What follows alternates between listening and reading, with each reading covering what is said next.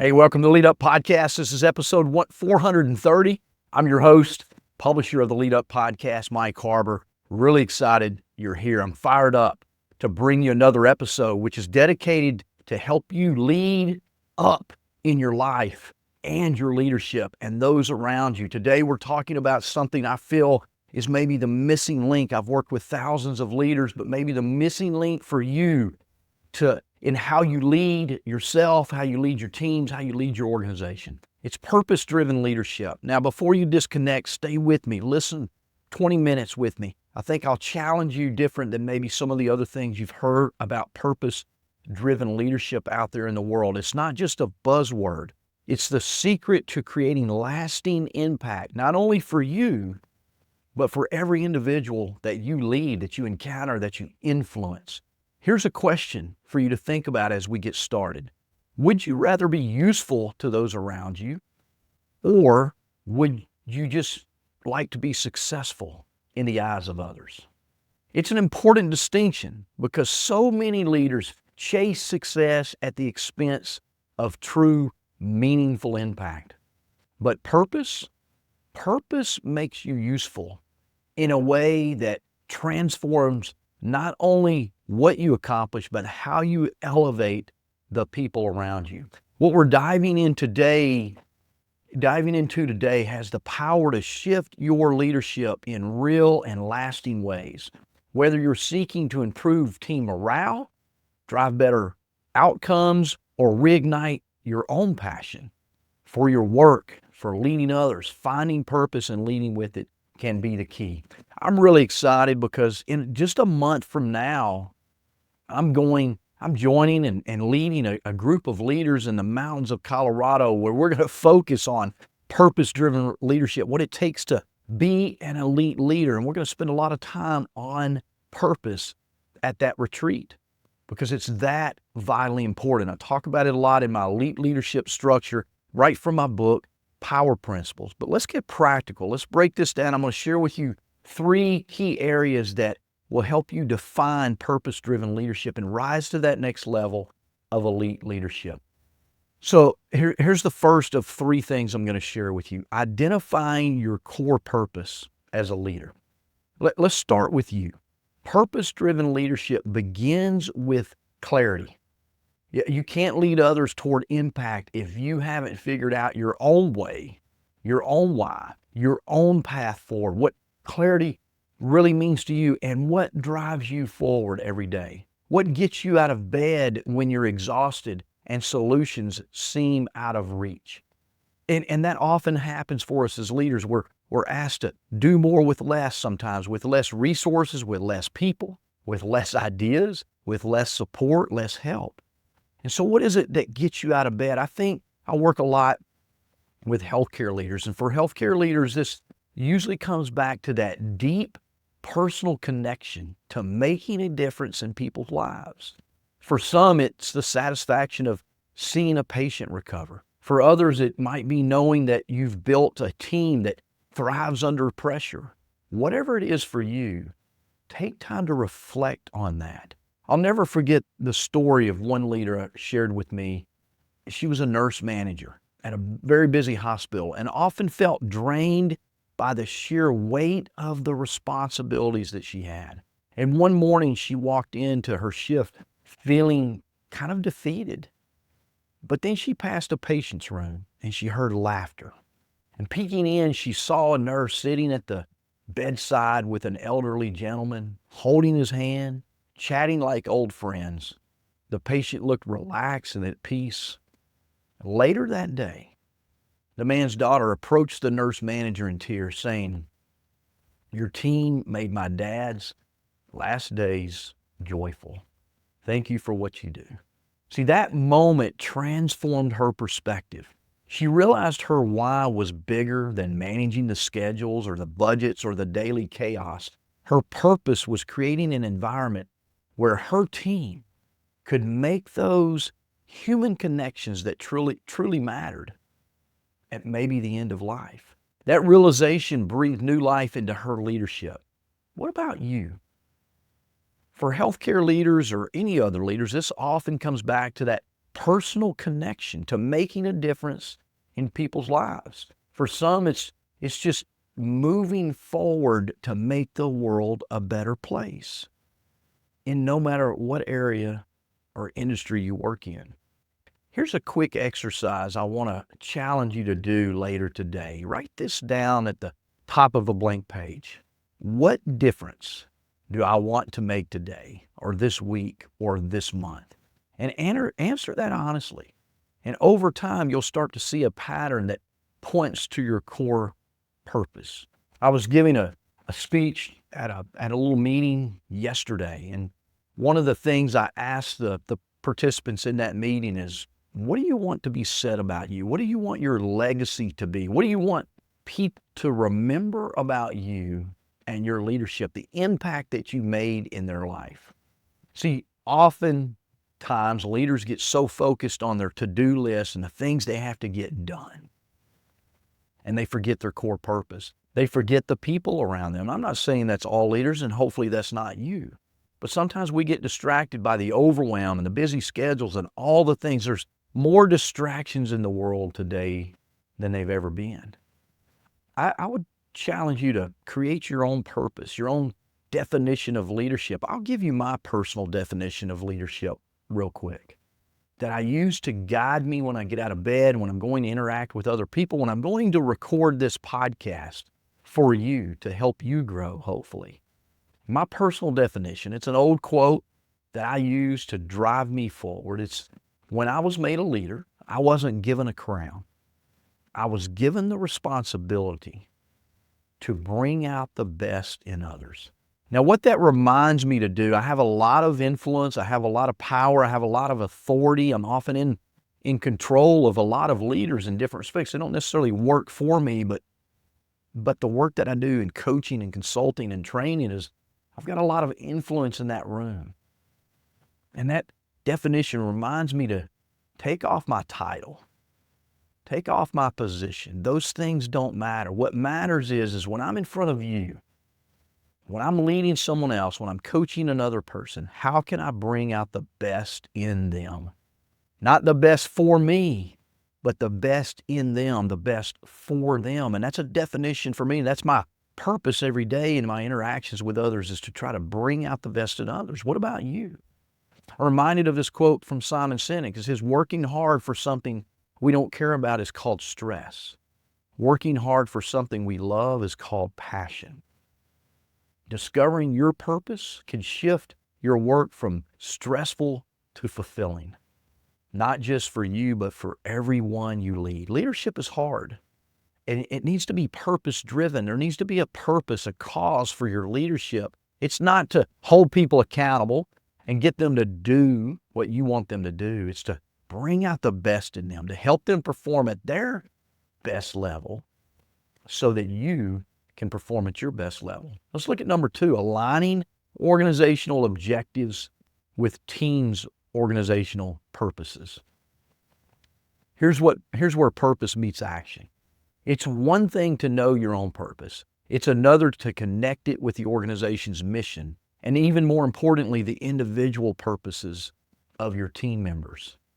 I often hear leaders say that they complain about their workplace. They complain about the organization that they work for. I just don't feel valued here. I don't feel like I'm supposed to be here. And I often say, well, let's talk about your purpose. Let's talk about your values. Why did you join the organization? Why did you step into this role? And see, we're expecting others to align with us. But in reality, we should be aligning with the organization. And if the organization is not a fit for who we are and what we value and what our purpose is, then yeah, maybe we need to go find another organization to work for. But the organization provides a place for us to fulfill our desires, our purpose, our work. And yeah, I speak all the time about companies valuing their people. But what if every individual organization said, or every individual contributor in the organization asked themselves every day, how can I contribute to the organizational values? How can I contribute to the organizational mission and purpose? Versus saying, they've got to meet my needs. They've got to meet my values. They've got to meet my purpose. And again, that's a collaboration, I believe. But what I want to challenge you to do is work to align yourself with the organization. Work to align your team with the organization. Every nurse, every physician, every technician in the healthcare space, every team member in your organization has a story. They all have their own why. The job of the leader is to listen and bridge the gap between the individual team members and the larger goals of the organization. That's our primary duty in leadership. It's not to manage budgets and schedules and those things. Those are tasks. Your primary role as a leader is to create alignment with the values and goals and purpose of the organization with those of the team members, and hire and coach people that help you do that better. Let's look at this example. A clinical manager that I once worked with had really high team turnover. But by sitting down with her staff and learning their individual motivations, she discovered one team member was driven by creating memorable moments for patients, while another simply wanted to feel included in decision-making. Small shifts, such as empowering that second team member to lead team discussions, unlocked a whole new level of commitment and engagement. When the team's purpose aligns with the mission of the organization, that's where magic happens. That's when retention improves, patient satisfaction improves, customer service improves, and scores begin to climb, and results, bottom line results, goal achievement soar. I once worked with another director who was struggling to maintain staff engagement. During a team meeting, she invited everyone to write down their why on a note card. Now, believe it or not, this is a really hard practice because most people don't know their why. But she had them do this anonymously.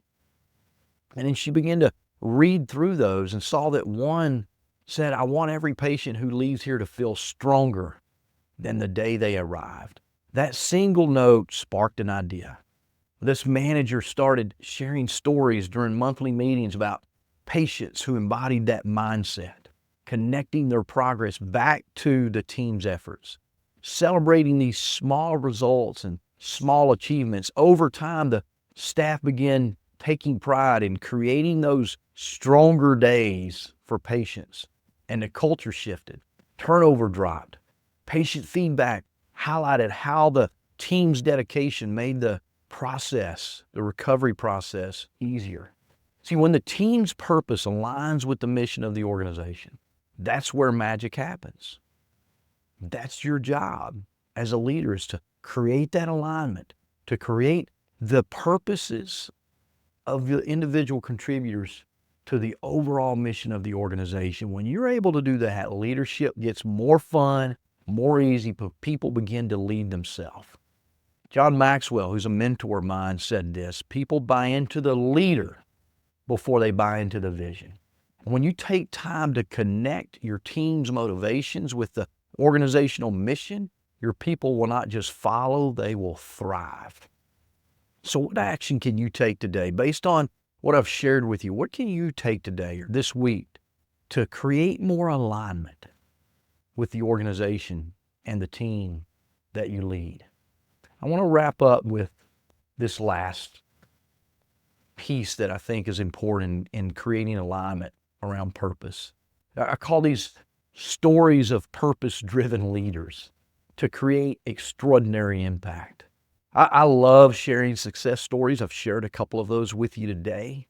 So here's one that's always stuck with me. I worked with a hospital administrator who made a bold shift in team culture. And his purpose was rooted in creating patient-first philosophy. But he realized his team didn't feel seen or appreciated. So he stepped back and started implementing bi-weekly, purpose-driven sessions, short meetings designed to revisit why their work mattered and recognize individual contributions. One patient's family sent in a letter thanking the nurse, crediting her with a life-changing level of care. And the administrator read this out loud during a team session. That simple moment transformed the way the team saw their work Engagement during rounds skyrocketed. Patient communication improved. Satisfaction scores went up by over 25% in just 3 months. Also think of an ICU charge nurse I coached who took this mindset to heart. She started the tradition called Moments That Matter, where during daily huddles, team members could share impactful experience that they had with a patient or family. One day she recounted a story about a young respiratory therapist who stayed with a nervous patient for hours, patiently explaining every step of the care process. Later, the patient wrote a note to the staff saying, "That kindness gave me hope." That moment shifted both the morale and the camaraderie within the team. They began to see their work was not just tasks to check off of a list, but opportunities to make a real difference. See, purpose-driven leadership is not just some fluffy idea we talk about. It's actionable, it's measurable, and it's powerful when applied consistently.